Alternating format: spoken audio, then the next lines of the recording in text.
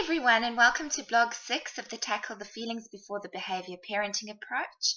Today we're going to be talking about how to manage anger in kids, and I'm going to be giving you a few tips that I've picked up that I used to pass along to clients that I worked with in family support. So I put up on my Facebook page some of the situations that could lead to anger in kids. I want to just quickly go through them and focus on a few things. And then also a little bit of how to recognize anger in your kids, like how they present when they're angry. You probably all know, but maybe because some kids are a bit different. So it's good to just have a gauge. And then I want to give you a couple of different really easy, completely free strategies for you to use to help give your kids something to do when they feel angry rather than scream, kick, shout, punch, and all the other things that they like to do. So to start with, some of the situations leading to anger, the first one was possessions. So I'm sure you notice kids can be very possessive about their things, and they get angry if you want to take something away, or you'll see it in the kids that playing with one another. They get really upset if someone takes the thing that's theirs. They know what's theirs. They get angry if it gets taken away. So the second, I'll lump these two together. So physical and verbal aggression makes children angry. So hitting, punching, kicking, all that physical aggression stuff, shoving and hair pulling and all of that can be from other kids, can be at home with you guys. I don't know, but maybe it's an accident, maybe it's rough play, but physical aggression can make children angry. Verbal aggression is the same thing, speaking to children in a horrible way, aggressive way, shouting at them, calling names, all of that also can make children angry. I think that those kind of things make most people angry. So the other one is control.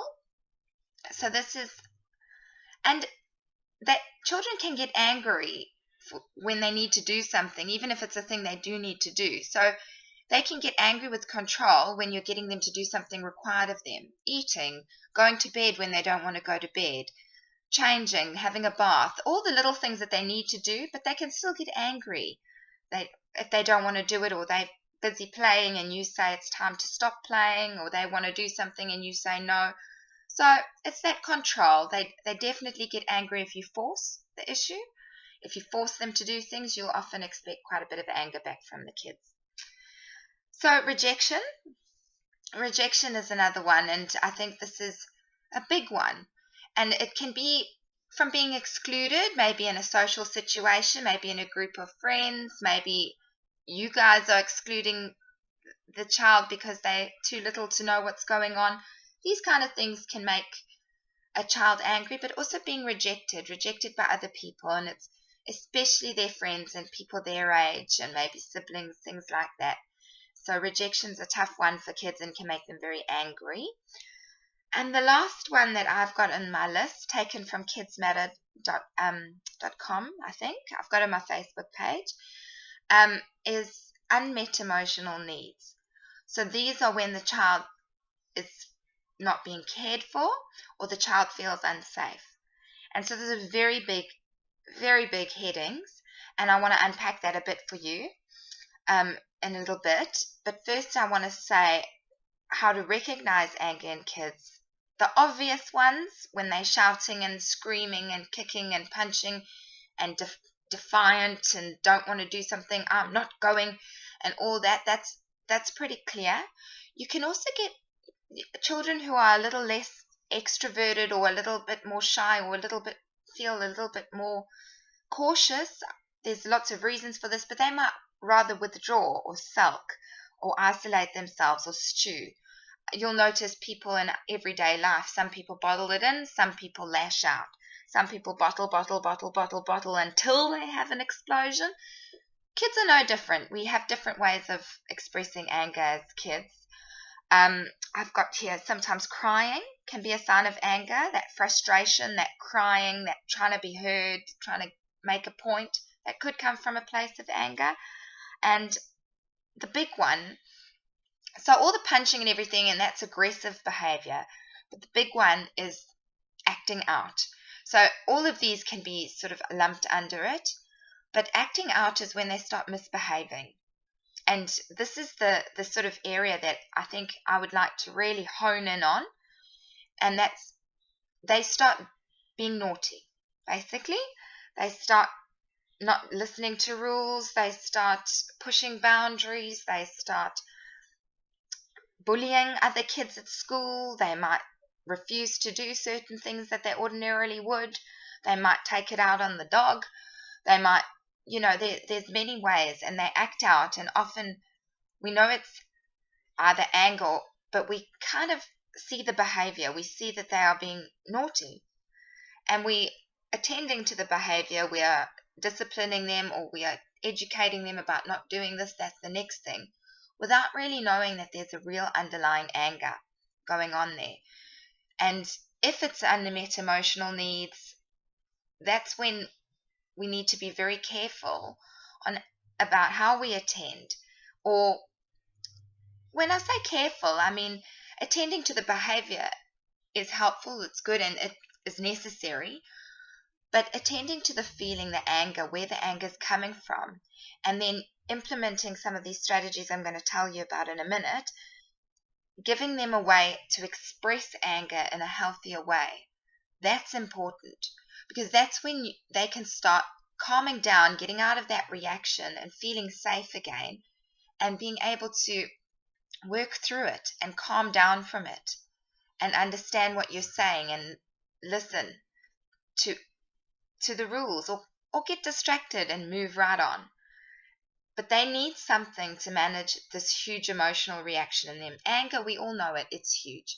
It comes at you, it's really strong, it's a strong emotion. We often prefer anger to hurt in a situation if you've been broken up with or have a bit of heartache. We prefer anger. Anger is strength. You can function on anger. So I think it's important to not have an unhealthy relationship with anger, to be able to express it and feel it and acknowledge that it's there, but also to do that where it's not harmful to yourself, harmful to others, or hurtful to other people, or yourself and the opinion people have of you. And we've all got to survive in the world. We've all got to fit into our social context and our social structures and our cultures and our jobs and our friendship groups and in schools, following different rules in the world. We've got to learn how to manage our anger, because pretending that we are not angry, bottling our anger in, never having anger in the home, or having explosive anger and never knowing how to rein that in, that sets kids up for reactions later on that they can't control so much. And anger is a big one. Anger can get in the way of work, it can get in the way of relationships. It's an important one to teach the kids, I think. So one of my favorite exercises for anger, for anybody and myself, is if you understand what happens when you get angry, you have an accelerated heartbeat. So you can often do that with the kids. Where do you feel it in your body? Some people get sweaty palms. You have a real fight or flight response. That's adrenaline. So you get into like a survival. And so when you're angry, your whole system goes into an absolute survival state, and it's protecting you. But you're not rational. It's not irrational. It's not a stop and think. It's not a muse over all the details, look at the context kind of a state of being when you're angry, when the emotion of anger is through. So you need to find a way. If you've got to, because we'll often act impulsively, say things that we don't mean, break things, do things, make these decisions that, once we calm down, we regret. So the point is, with anybody who's angry, take this for yourself as well. You need to calm that heart rate down. You need to calm that nervous system down. You need to take yourself from fight or flight survival back down into a calm state of being. Doesn't mean you're not angry. It means that the intensity of the emotion has calmed down so that your rational brain can think. This is a skill we want to teach kids, and we can do that without having to explain what I've just said.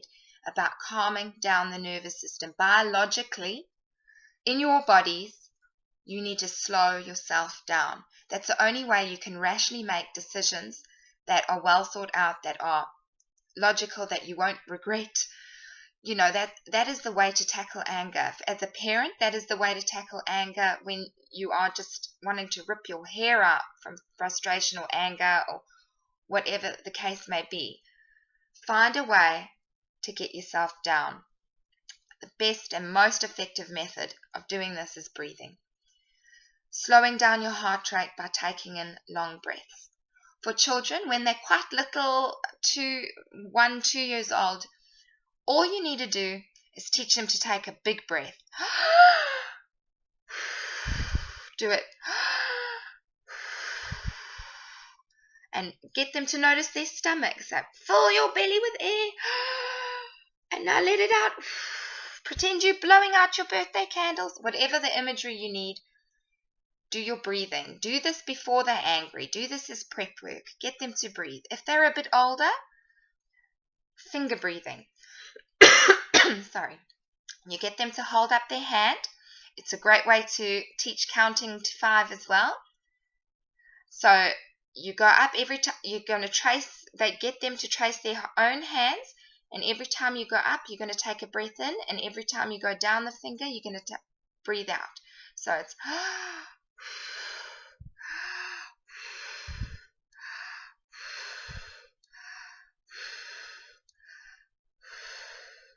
and you teach them to do it again as many times as the situation needs. So they're concentrating, they're using their fingers. It's a great one because, like I said in one of my earlier videos, you want to come at them at as many different sensory angles as you can. So this is touch, this is using their hands, this is counting, the different 5 fingers, this is breathing, this is using a bit of their brain. They're not fully developed, but they are using cognitions as they start getting past 2, 3, 4. So it's a great one. Their hand is always with them. So no matter where they are, they can always do their finger breathing. You can use this one for fear. You can use this one for any heightened situation and you want it to calm down and you want them to calm down. Teach them to do their finger breathing.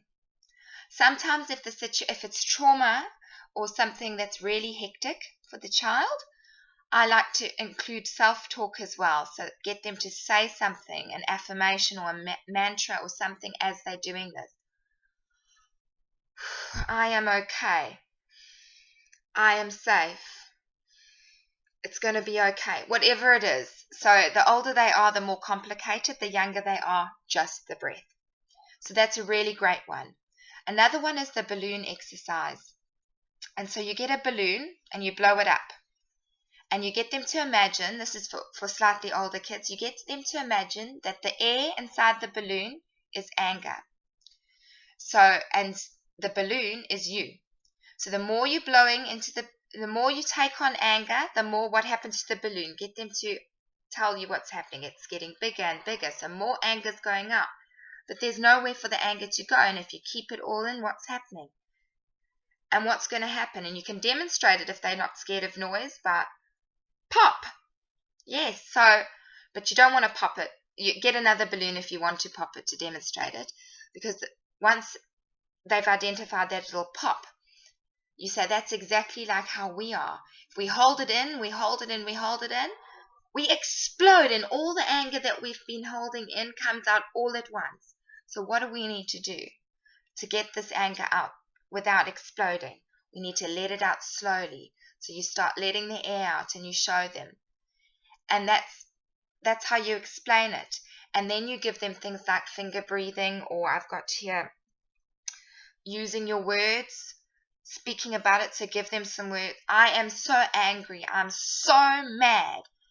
Get them to do something that fits for your kid. You've probably already got some techniques for anger going. So explaining it, that's their tending to it, is the balloon. And this is a nice technique to help them, to give them to use whenever they feel they need it. So that is something, if you teach from early on, it'll be a really great thing. You can use breathing for many, many things, especially when they're hormonal and teenagers. You'll be really glad you taught them some mindfulness. So that's it for anger. I did say some situations and all that, but I think I'm looking at the time and the video is getting a bit long. But I will tease this out a bit more because there are some big topics that I'm sure a lot of people would want help with. But these strategies, the balloon and the self-talk, getting them to count slowly from 10, anything to calm that situation down, that is going to be your best tool. Prep work instead of doing it in the moment. So teach them how to do it before they're angry. Then when they're angry, you guide and coach them through it. So what you do is you name the emotion. When they're angry, you notice, you say, I can see that you're angry. If you know what they're angry about, name that too. So I can see that you're angry that you're not allowed to go and play with Sally today. I know you're really mad and it's unfair, but this is the reason and X, Y, and Z. And I said, but come, let's talk about this. Let's talk a bit more. Come on, I want to teach. Let's do our finger breathing. Come. And get them to do it slowly. Start to do it. Remember what happens with the balloon if we hold it all in? So let's get some of this out. Let's pretend we're breathing it out. Let's do it. However you want to tease it out. But attend to that anger and give them something. Give them something other than the behavior that they're doing to manage the anger. Because you can't tell them to stop doing a behavior without teaching them how else to manage it. Because they've got this emotion that needs to come out somewhere. So give them some strategies. Look up. Think of some things for yourself. What works for you. And, pass that on to your kids. I hope this has been helpful. Please ask questions if you need to, or give me some stories and I can help you. Otherwise, good luck, and I hope you have a good run with these exercises. Thanks again. Bye.